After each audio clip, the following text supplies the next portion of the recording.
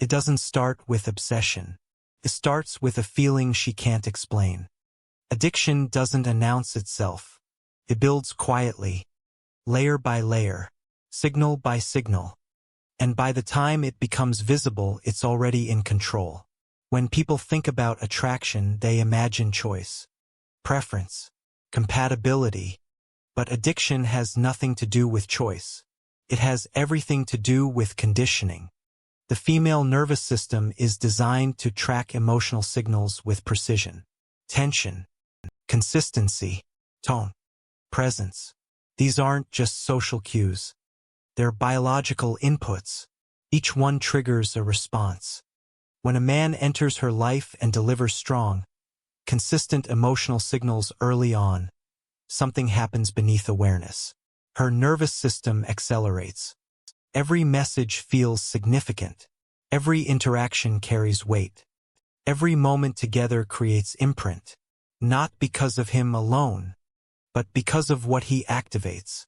Dopamine, anticipation, reward. At first, it feels like chemistry, but chemistry is just the beginning.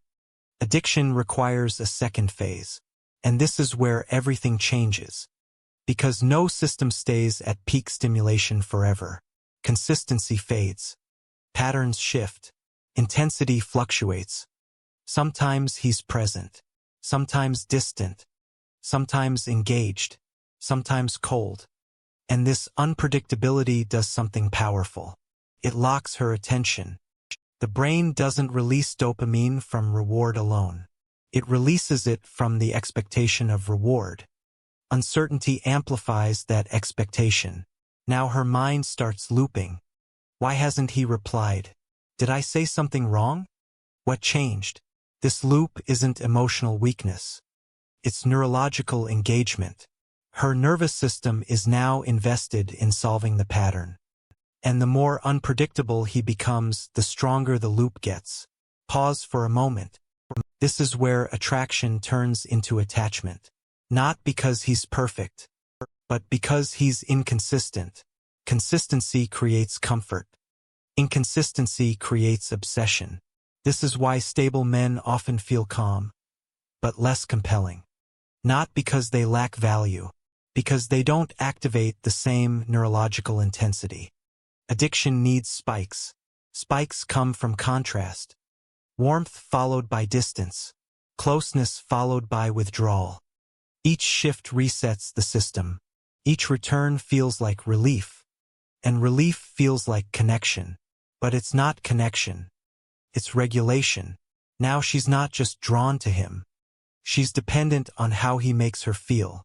That's the difference. Another pause. Most women don't call this addiction. They call it chemistry, a strong connection, something special. But if you remove the inconsistency, the intensity often disappears. Because the intensity wasn't built on him. It was built on the cycle. Now let's go deeper. Addiction doesn't just come from external behavior. It connects to internal patterns.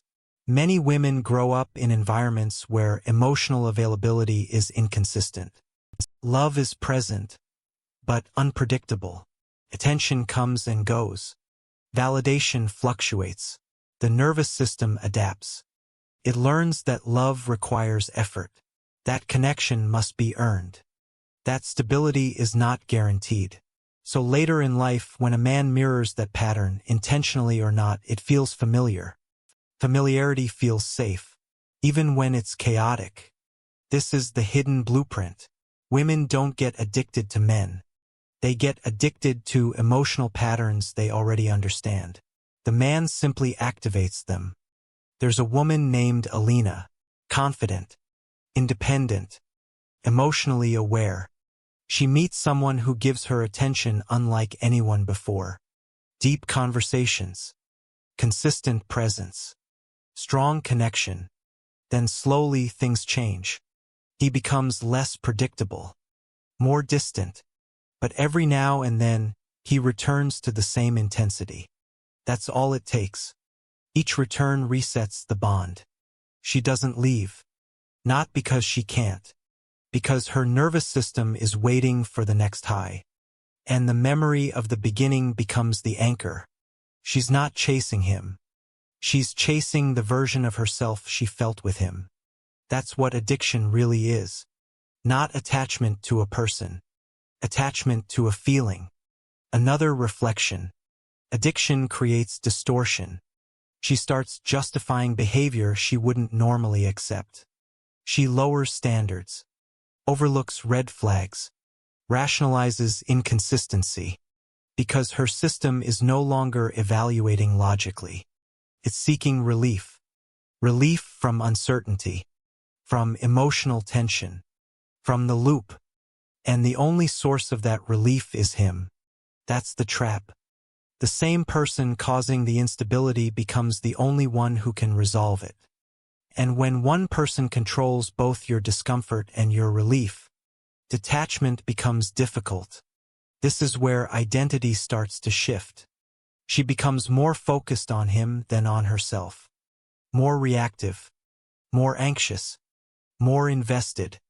Not because she's losing control, because her nervous system is trying to regain it. Addiction always feels like control at first, until it doesn't.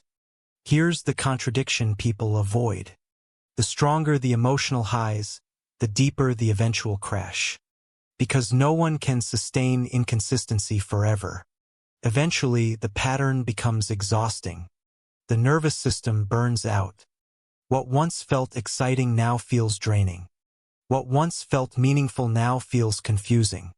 This is when awareness begins. Not instantly, slowly. She starts noticing the cycle, the repetition, the emotional cost, and the realization emerges. It was never about him. It was about what he triggered. Once that becomes clear, the attachment weakens, because awareness breaks the loop. Without the loop, there's no addiction.